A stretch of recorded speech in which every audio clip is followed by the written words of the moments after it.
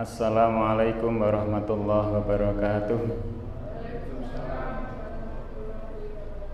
Bismillahirrahmanirrahim. Alhamdulillahirabbil alamin. Wassalatu wassalamu alal mursalin nabiyina Muhammadin sallallahu alaihi wasallam wa ala alihi wa ashabihi ajma'in wa man tabi'ahum bi ihsani ila yaumiddin.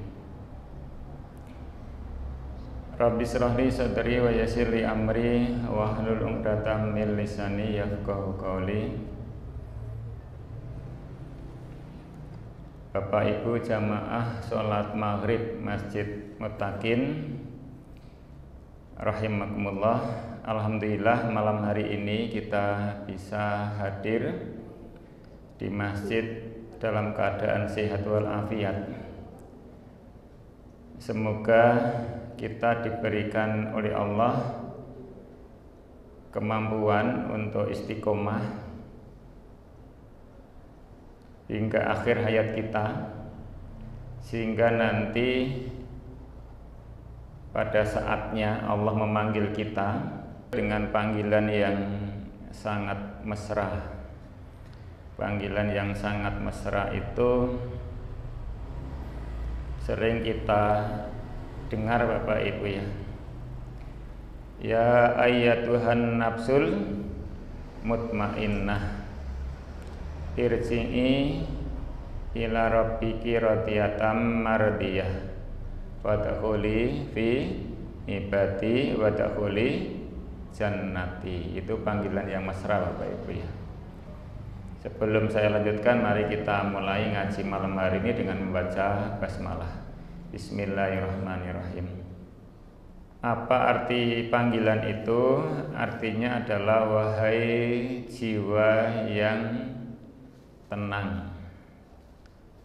Besok orang meninggal itu ada, jiwa seseorang itu ada dua. Ada yang tenang, ada yang tidak tenang. Maka sering atau kita sering mendengar ketika disampaikan berita duka itu disampaikan telah meninggal dunia dengan tenang, berarti jiwanya tenang. Ada yang tidak tenang. Nah, nanti yang kita harapkan adalah jiwa kita itu dalam kondisi tenang, kembali kepada Allah dengan tenang. Kemudian kita disuruh sama Allah, diperintah sama Allah, masuklah, kembalilah dengan ridho dan diridhoi Allah Subhanahu wa taala.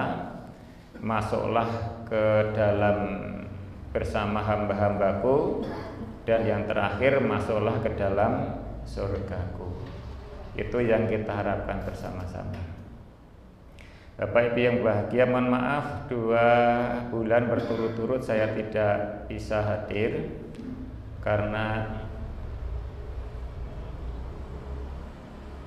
kegiatan sosial. Kegiatan sosial itu banyak dilakukan di hari Ahad dan hari Sabtu. Hari Sabtu dan hari Ahad. Kalau sudah bersamaan, yang pertama kemarin saya ada kegiatan di wilayah, pimpinan wilayah Muhammadiyah Jawa Timur. Kemudian yang Ahad kemarin, bulan yang lalu itu ada urusan keluarga yang tidak bisa ditinggalkan. Alhamdulillah malam hari ini saya bisa bersama-sama Bapak Ibu ngaji di masjid ini. Seperti yang disampaikan oleh takmir bahwa ngaji kita Ahad kedua itu akan membahas tentang hadis arba'in. Arba'in itu 40. Kitab ini hanya memuat 40 hadis, tepatnya insya Allah 42 hadis. Maka sering disebut dengan Arba'in An-Nawawiyah. Yang mengarang itu Imam Nawawi ya, yang mengarang itu Imam Nawawi. Hadisnya pendek-pendek Bapak Ibu, sehingga mudah kita kaji. Dan kalau kita mengkaji kitab seperti ini, harapannya ada targetnya gitu ya. ada targetnya, ada panduannya, ya, ada targetnya dan ada panduannya. Rata-rata hadis, kitab hadis itu memulai bab pertamanya itu dengan hadis ini tentang niat, ya, tentang niat. Ini tentang niat ya. Ini hadis ini yang pertama tentang niat. Dan ini masyhur. Hadis ini masyhur. Artinya sangat terkenal karena dengan niat. Mengapa imam-imam hadis itu membukukan kitab hadisnya diawali dengan niat? Ini menandakan bahwa niat ini sangat penting. Salah satu faktor utama diterimanya suatu amal itu jika disertai dengan niat yang ikhlas. Nanti kita bahas. Baik Bapak Ibu. Nah, an Amiril Mukminin, dari Amir Mukminin. Amirul Mukminin di sini adalah Abi Hafiz Umar bin Khattab radhiyallahu anhu. Qala sami'tu Rasulullah sallallahu alaihi wasallam. Saya mendengar Rasulullah sallallahu alaihi wasallam yaqul, bersabda, innamal a'malu binniyat. Sesungguhnya amal itu tergantung kepada niatnya. Wa inna malikul imri'im manawa. Faman kana hijratuhu ilallahi wa rasulihi fa hijratuhu ilallahi wa rasulih. Wa man kana hijratuhu lidunya yusibuha aw imraati yankihuha fa hijratuhu ila ma hajara ilaihi. Artinya gini Bapak Ibu. Dari Amirul Mukminin. Amirul Mukminin itu gelar bagi Umar bin Khattab, pemimpin bagi orang-orang yang beriman. Abi Hafiz Umar bin Khattab radhiyallahu anhu, dia berkata, saya mendengar Rasulullah SAW bersabda. Apa sabda Nabi yang didengar oleh Umar bin Khattab? Sesungguhnya setiap perbuatan. Nah, ini saya kasih angka 1 nih.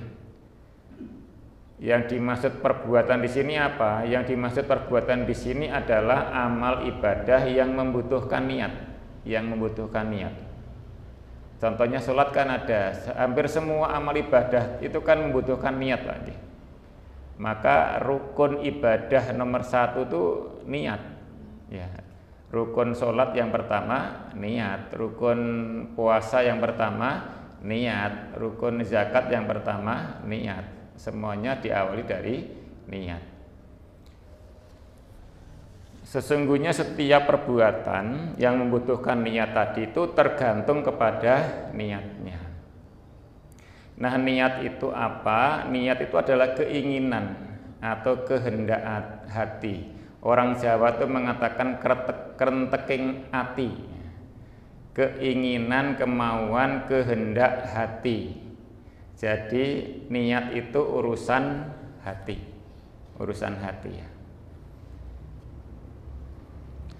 Dan sesungguhnya setiap orang akan dibalas berdasarkan apa yang dia niatkan. Makanya hati-hati Bapak Ibu. Jangan kita beramal itu jangan hanya sibuk bagaimana kita beribadah, tapi sekaligus mari kita sibuk bagaimana amal ibadah kita itu diterima. Tidak sekedar sibuk bagaimana kita beribadah, tapi sekaligus mari kita menyibukkan diri supaya setiap amal ibadah kita itu diterima. Ngoten nggih. Nah, salah satu syarat diterimanya ibadah itu jika ibadah tadi itu disertai dengan hati yang ikhlas, Maka ini pentingnya Bapak Ibu, penting kita bahas. Siapa yang hijrahnya, nanti pengertian hijrah itu lihat di pemahaman nomor 3. Yang dimaksud dengan hijrah itu menurut bahasa itu meninggalkan. Hijrah itu artinya meninggalkan. Sedangkan menurut syariat hijrah itu meninggalkan negeri kafir menuju negeri Islam. Dengan maksud apa meninggalkan negeri kafir tadi itu? Supaya bisa melakukan ibadah atau ajaran Islam dengan tenang.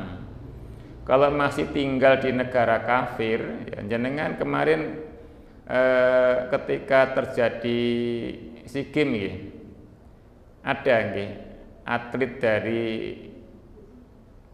mana itu Bahrain itu sholat di tempat SEA Games di Cina, itu kan sama polisi Cina dilarang itu, sholat aja dilarang itu kalau sholat di negeri kafir. Ya, kalau di Indonesia kan nggak dilarang, malah diajak, ayo sholat kan gitu. Orang yang nggak sholat malah diingat, loh kenapa nggak sholat? Kalau di negeri kafir sholat malah dilarang. Ya, sholat malah dilarang. Itu contohnya Bapak Ibu ya. Kemudian kalau nanti orang itu hijrah dari negeri kafir, kemudian menuju ke negeri yang Islam atau lingkungan yang baik, kan orang Islam tadi itu bisa tenang menjalankan ibadah, bisa tenang menjalankan ibadah. Bapak Ibu, kalau di Indonesia, terutama di Jawa Timur, jenengan mencari masjid itu sulit atau mudah? Mudah. Sekarang jenengan tanya, kalau kenal seseorang ya, jenengan tanyakan, jenengan belum pernah kenal orang ini, belum tahu alamatnya. Coba jenengan spekulasi tanya gini, dengan masjid mananya? Oh dekat Pak, mesti jawabannya gitu. Mesti semua orang itu rumahnya dekat dengan masjid, minimal musola.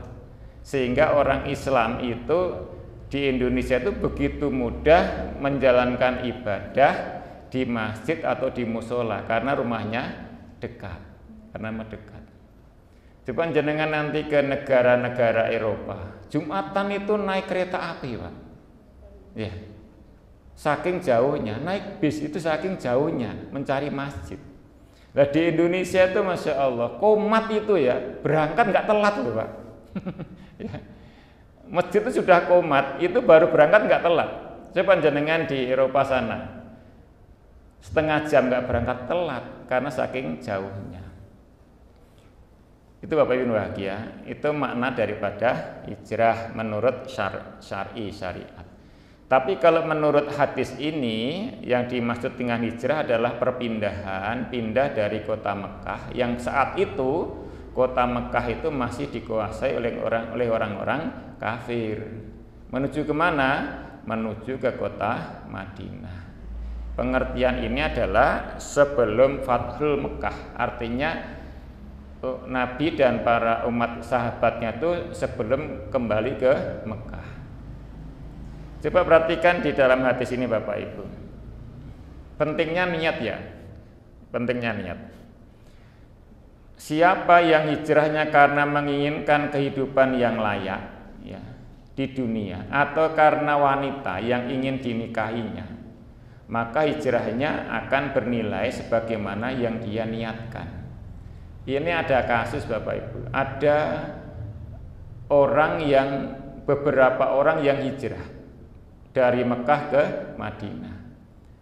Secara fisik sama Pak, sama-sama hijrahnya.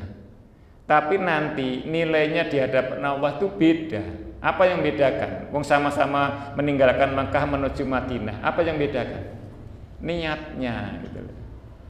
Sama dengan kita malam hari ini Bapak Ibu ya. Kita sama-sama secara fisik kan ada di masjid ya, ikut sholat berjamaah, ikut ngaji. Apakah nilainya sama di hadapan Allah?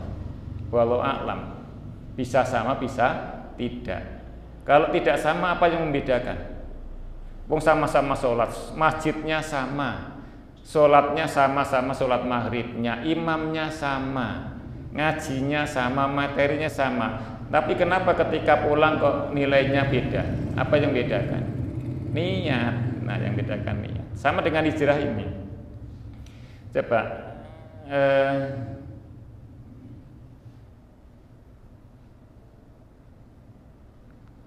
oh ya, ini terliwat ya.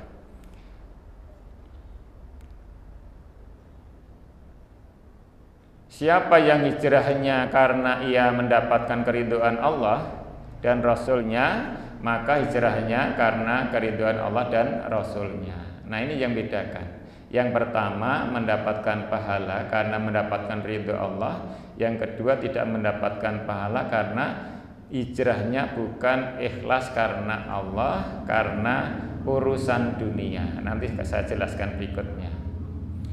Bapak Ibu bahagia, saya ulangi lagi bahwa mengapa hadis ini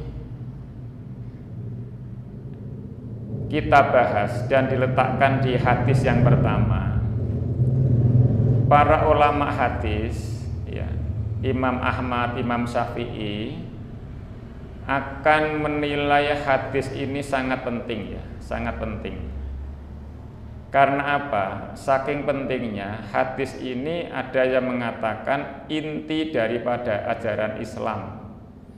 Yang kedua, hadis ini itu merupakan sepertiga daripada ajaran Islam. Bahkan sepertiga dari Islam itu sendiri. Karena apa? Kok dikatakan sepertiga? Karena Bapak Ibu bahagia, ajaran Islam itu kan terdiri dari hati, ya, hati, ucapan dan perbuatan. Hati, ucapan dan perbuatan. Coba kita tadi sholat maghrib, hati itu kan tempatnya niat tadi, ya, tempatnya niat. Setelah kita niat sholat maghrib karena Allah, kemudian hati kita niat sholat maghrib karena Allah, kemudian kita takbir. Ketika takbir membaca apa Bapak Ibu? Takbiratul ihram.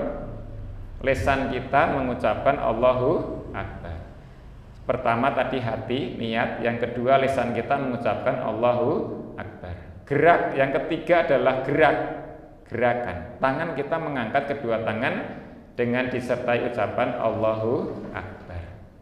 Jadi ada hati, ada lisan dan ada perbuatan. Ya. Jadi kan tiga, ya, hati, ucapan dan perbuatan. Niat ini adalah perbuatan hati. Maka sepertiga daripada ibadah itu adalah niat itu. Niat itu. Nah, sekarang asbabul wurud, kalau Quran itu namanya asbabul nuzul, ya, sebab turunnya Al-Quran. Kalau hadis itu namanya asbabul wurud, artinya sebab-sebab munculnya hadis ini. Nabi bersabda ini.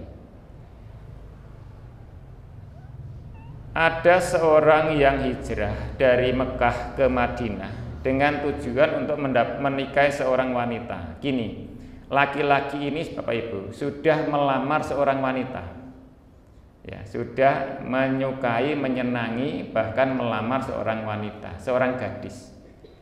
Ternyata ketika terjadi hijrah, wanita ini ikut hijrah bersama Nabi, ya, ikut hijrah bersama Nabi.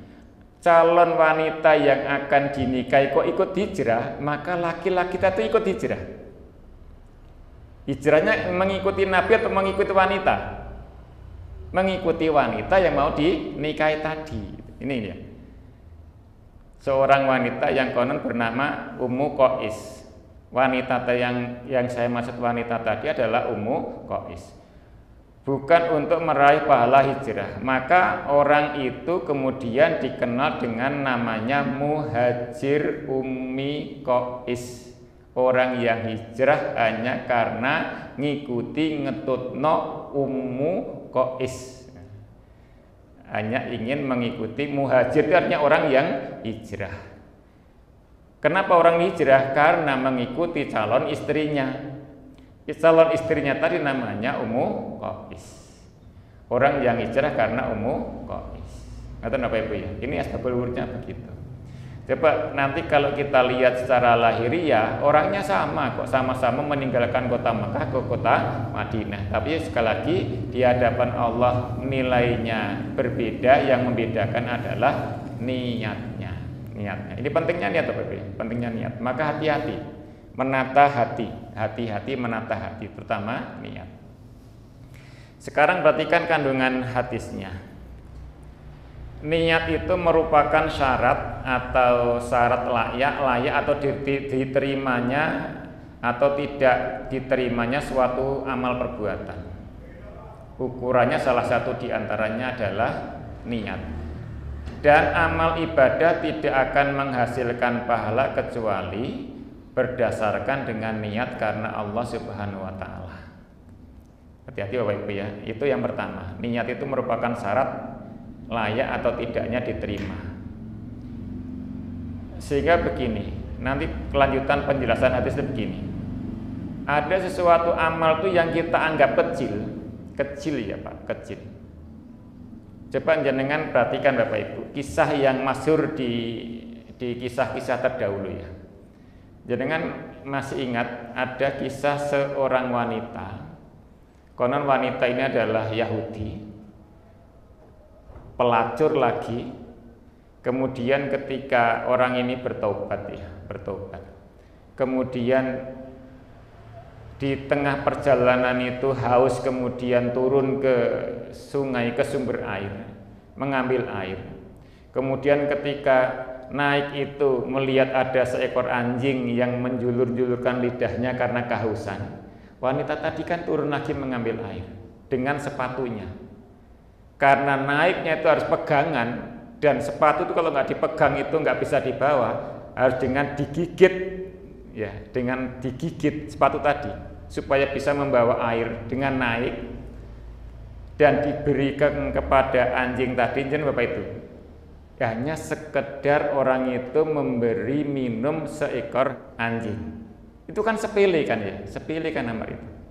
Tapi karena amal tadi disertai dengan hati yang tulus ikhlas, nggak ada yang melihat, ya, tidak ada pamrih apa-apa terhadap anjing tadi, apalagi diliput media massa biar viral ya, nggak ada niatan seperti itu.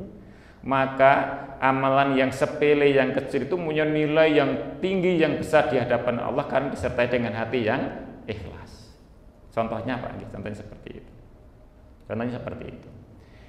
Kemudian waktu pelaksanaan niat itu dilakukan di awal ibadah, tepatnya di hati. Maka ketika kita melakukan suatu amal ibadah, di awal harus menata hati biar bisa ikhlas. Dan itu tidak mudah, tidak mudah. Di zaman sekarang tidak mudah. Ikhlas yang membebaskan niat, ikhlas dan membebaskan niat semata-mata karena Allah dituntut pada semua amal soleh dan amal ibadah. Semua amal ibadah. Seseorang mukmin akan diberi ganjaran pahala berdasarkan kadar niatnya. Kadar niatnya. Maka kalau Al-Quran itu adalah hadis itu menjelaskan tentang pahala, Allah itu setiap hamba yang mengerjakan amal ibadah akan diberi pahala 10 sampai 700 bahkan lebih. Mengapa kok ada yang 10, ada yang 20, ada yang 30, ada yang 700, ada yang lebih? Apa yang membedakan? Sama loh, sama-sama ibadahnya. Yang membedakan adalah diantaranya adalah kadar ukuran niat seseorang. Ya, kadar ukuran daripada niat seseorang. Maka mari kita tata dengan sebaik-baiknya. Sampai di sini Bapak Ibu, niat kita sudah tulus ikut ngaji ini. Ayo kita perhatikan tuh. Nanti ada yang ngaji itu ada yang bolak-balik dulu jam suwemen ya. Ya, apalagi sudah mendengar adzan, sudah adzan kok nggak selesai kan gelisah Pak. Bolak-balik dulu jam, jajanku sentek kok ngaji ini nggak mari ente ya. Itu ukuran Pak ya, ukuran niat kita. Waduh, kok Pak Bambang sing ngisi, ngerti Pak Bambang gak teko aku. Lah kan lain kan niatnya Pak ya. Beda kan niatnya kan, ukurannya beda. Nah, kita percepat. Semua perbuatan yang bermanfaat dan mubah boleh jika diiringi niat karena mencari keridhaan Allah, maka dia akan bernilai ibadah. Contohnya ya Pak ya, minum itu hukumnya apa Pak? Mubah kan Pak ya, mubah. Minum ya boleh, nggak minum ya boleh. Coba kita mulai minum itu dengan niat karena Allah. Ya Allah, saya minum karena Engkau. Dengan harapan saya dengan minum ini ya Allah, saya akan menjadi orang yang sehat, orang yang kuat, ketika saya minum itu menjadi hamba-Mu yang sehat dan kuat, saya akan begitu mudah menjalankan ibadah perintah-Mu ya Allah. Coba kalau saya nggak minum sehingga saya sakit, kan saya sulit, susah menjalankan perintah-Mu ya Allah. Nah, kan lain Pak ya. Niat karena Allah, maka minum tadi menjadi ibadah. Yang tadinya mudah itu menjadi sunnah. Apalagi minumnya kemudian mengikuti sunnah Nabi. Contohnya ya, ketika kita mengambil minum dengan tangan kanan, kemudian ketika kita minum dengan tangan kanan, kan beda enggak Pak? Saya minum mengambil tangan kanan dengan tangan kiri, beda enggak? Orang Jawa dulu mengatakan, nganggo tangan sing apik kan gitu. Kalau orang mengambil dengan tangan kiri dikatakan, ayo tangannya sing apik, kan supaya menggunakan tangan yang baik. Maka kalau kita menggunakan tangan kanan, tangan yang baik, itu sunnah Rasul. Kemudian kita minumnya dengan tangan kanan, itu sunnah Rasul. Sudah berapa pahala tadi? Ngambilnya tangan pahala 1 kan Pak ya. Kemudian minumnya dengan tangan kanan pahala 2. Ketika minum, sebelum minum mengucapkan bismillah, pahalanya 3. 1 botol atau 1 gelas meskipun kecil, kita minum minimal 3 cegukan, itu sunnah Rasul. Tidak sekali habis. Kalau sengel apapun saya, nggak boleh minum 1 botol ini langsung habis, nggak boleh. Sunnah Rasulnya minimal harus diminum 3 kali. Glek dilepas lagi, glek lagi dilepas lagi, glek lagi 3 kali baru habis. Itu sunnah Rasul ya, minimal 3 kali, tidak boleh 1 kali habis. Kata Nabi, kalau orang yang minum 1 kali habis itu minumnya siapa? Unta, seperti unta. Ngerti nih? Minumnya hingga habis, hingga tetes terakhir, nggak boleh tersisa. Pahalanya berapa tadi? 4. Ketika selesai minum ucapkan alhamdulillah. Pahalanya berapa? Minum saja sudah mendapatkan nilai yang banyak kalau disertai dengan hati yang ikhlas, apalagi mengikuti sunnah Rasul. Nah, gitu loh Pak ya. Pentingnya niat di situ, Bapak Ibu. Yang membedakan antar ibadah dan adat itu adalah, atau kebiasaan ritual itu adalah niat. Contohnya gini Bapak Ibu, contohnya gini. Saya itu setiap hari, setiap mandi pagi itu hampir pasti keramas, ya.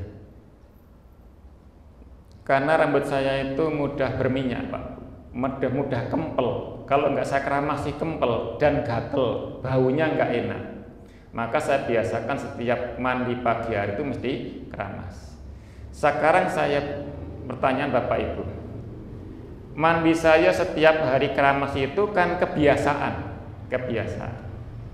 Tapi pada suatu pagi hari, karena malamnya saya itu berjinabah, ya, berjima dengan istri saya kan berhadas besar.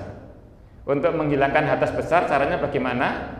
Mandi keramas atau mandi besar. Maka saat itu saya niat mandi besar. Sekarang yang bedakan keramas saya setiap hari dengan keramas saya hari pagi itu karena mandi besar, itu apa yang bedakan? Niat. Nah, gitu loh. Yang bedakan niat. Ternyata niat itu bisa membedakan. Sama-sama mandinya, ini mandi besar, ini mandi biasa, itu ada pada niatnya. Ada pada niatnya. Ya, itu bedanya gitu. Pentingnya niat gitu.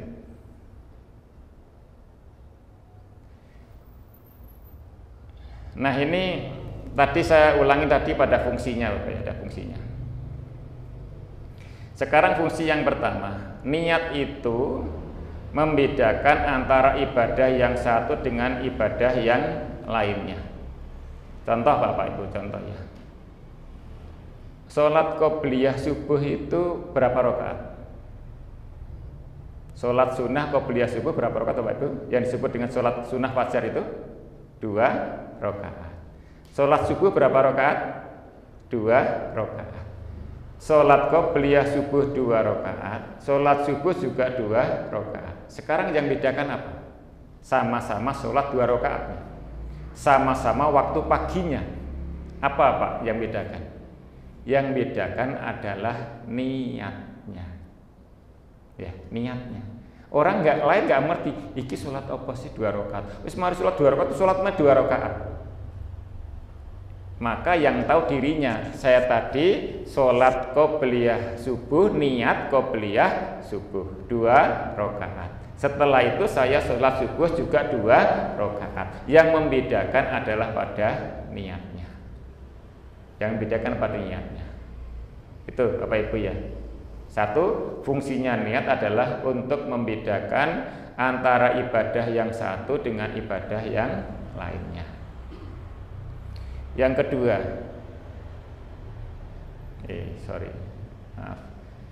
membedakan antara ibadah dengan kebiasaan. Tadi sudah saya berikan contoh, membedakan antara ibadah dengan kebiasaan. Kebiasaan saya setiap pagi mandi keramas. Tapi pada suatu pagi karena saya berhadas besar, berhubungan dengan suami istri, maka saya menghilangkan hadas besar itu dengan mandi besar. Mandi besar saya itu ibadah karena mengikuti sunnah Rasul, menghilangkan hadas besar.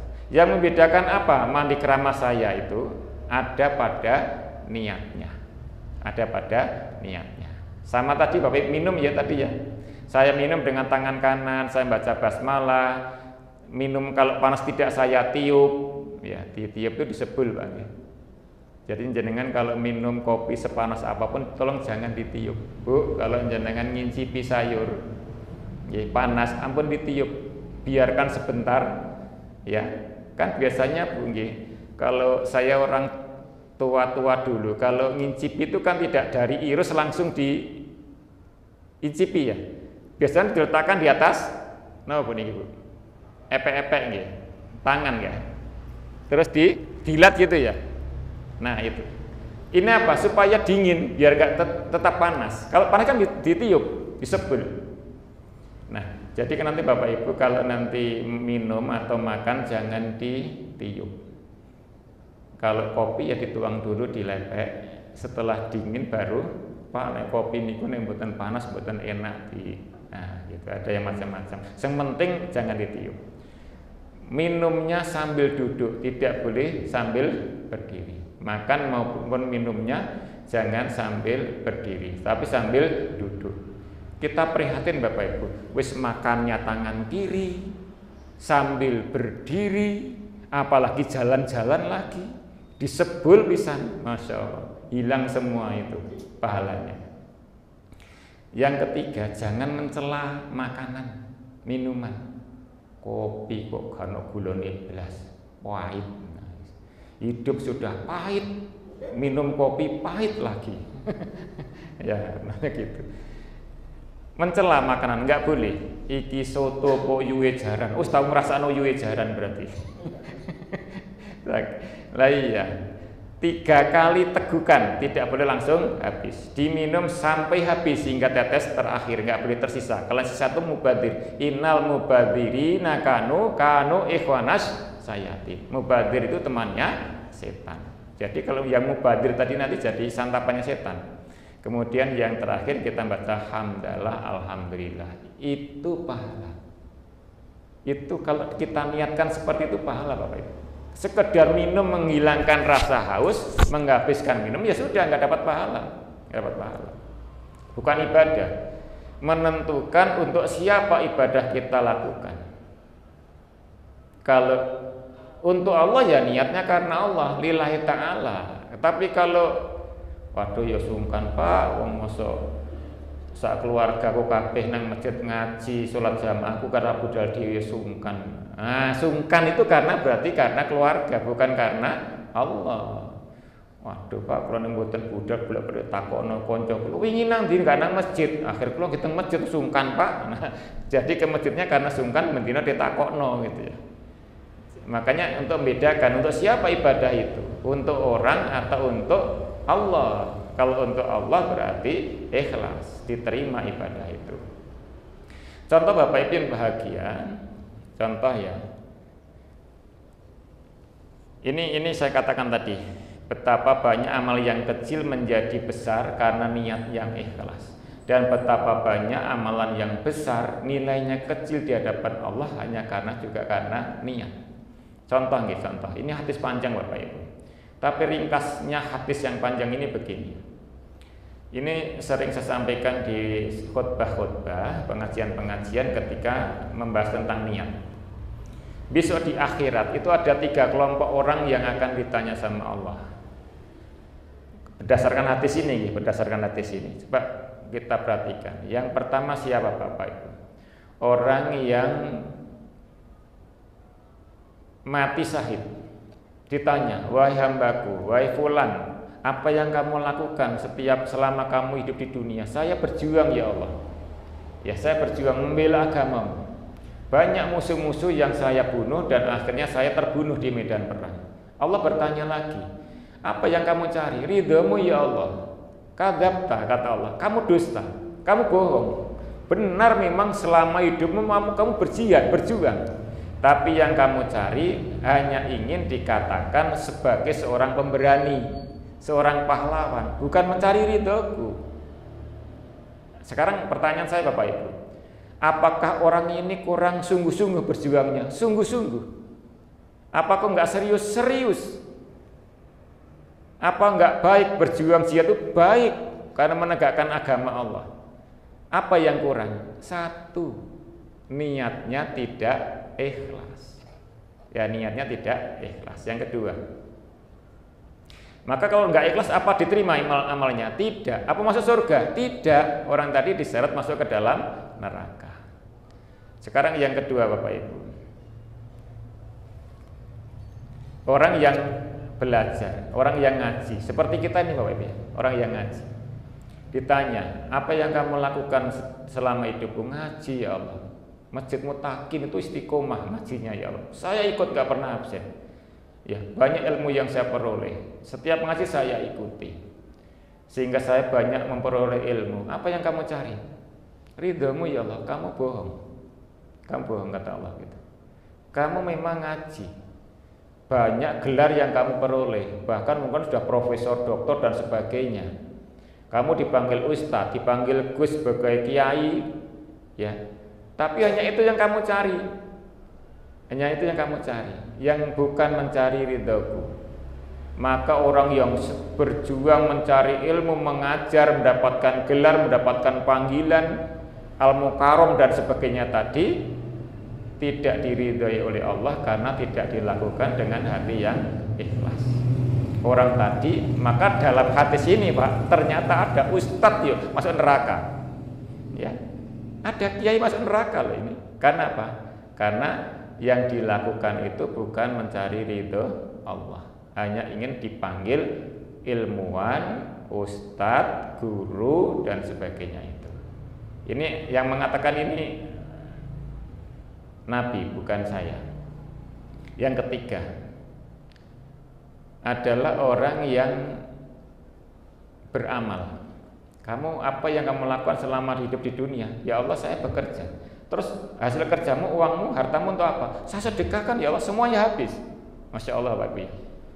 Bekerja mendapatkan hasil yang banyak, hasilnya hartanya semuanya habis disedekahkan. Terus ditanya sama Allah, yang kamu cari apa? Ridhamu ya Allah. Kamu bohong kata Allah gitu. Kadzabta, engkau bohong.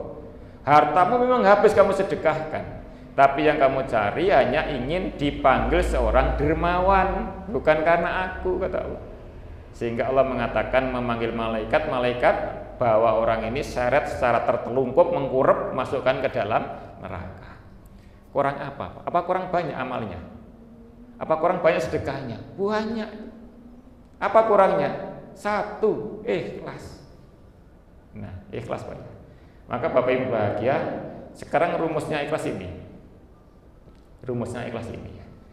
Jangan selalu ingin diketahui oleh orang. Pernah dengan Bapak Ibu membaca status, alhamdulillah malam hari ini saya ngaji dengan Pak Bambang. Ya, berbuat status. Ya. Dengan status itu kan tujuannya apa? Biar orang lain tahu.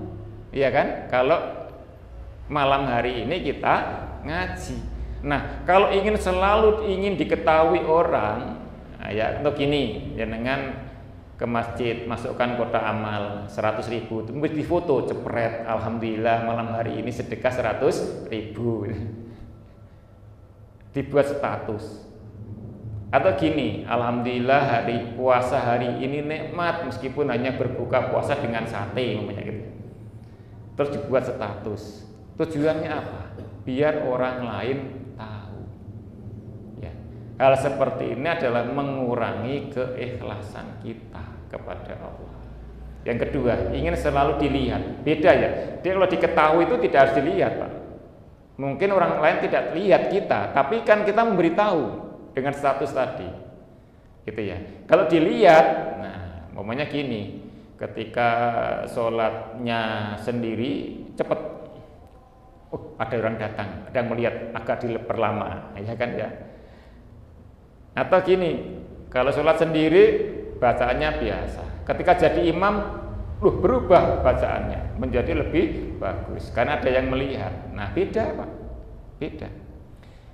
Jangan ingin selalu dipuji orang. Waduh, Masya Allah, kalau dipuji Pak Bambang itu, kalau ngimami mempunyai suara saya memang nggak bagus Pak. Suara saya ngimam itu kan nekat saja. Dipuji orang, ya. Dipuji makin tinggi hati, ya. Dipuji makin besar kepala sampai helmnya nggak cukup saking besarnya. Ya, dipuji sama besar hati, kelambine sesek kabeh ya, karena senang dipuji. Itu menandakan bahwa orang tadi itu kurang ikhlas. Yang kedua, yang keempat, jika dicela, ya, jika dicela itu menjadikan rendah hati, minder, wis gak ngono gak katene ngaji wis, aku ngaji balik-balik dilokno ae. Nah, berarti itu enggak ikhlas ngajinya. Karena dicela kok kemudian purik dari ngaji. Jangan ingin selalu dihargai. Jangan ingin selalu dihargai. Awas kon gak kata takwani meneh, mosok suwune gak gelem. Nah, berarti ingin dihargai. Dan ingin selalu dibalas. Bolak-balik tawane, mbok sekali-sekali genti ngeteri ta belas. Nah, berarti ingin selalu dibalas orang lain. Berarti tandanya tidak ikhlas. Nonton Bapak Ibu, ini rumusnya ikhlas.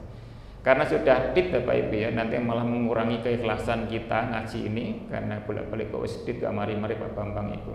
Jambi-jambi ini gak mari-mari. Gridingan lho sikil wis bolak-balik selembujung gak mari-mari. Nah, mari kita, itu aja Bapak Ibu, yang penting mari kita tata niat kita dalam setiap amal ibadah. Karena sekali lagi salah satu syarat penting diterimanya ibadah seseorang adalah bila dilakukan dengan hati yang ikhlas. Mudah-mudahan Allah membimbing kita kepada jalan yang benar, diberikan hati yang ikhlas setiap amal perbuatan kita, dan mudah-mudahan semua amal ibadah kita diridhoi oleh Allah Subhanahu wa taala. Amin ya rabbal alamin. Kurang lebihnya maaf, kita tutup dengan kafaratul majlis. Subhanakallahumma bihamdika asyhadu an la ilaha illa anta astaghfiruka wa atubu ilaik. Kurang lebihnya mohon maaf. Assalamualaikum warahmatullahi wabarakatuh.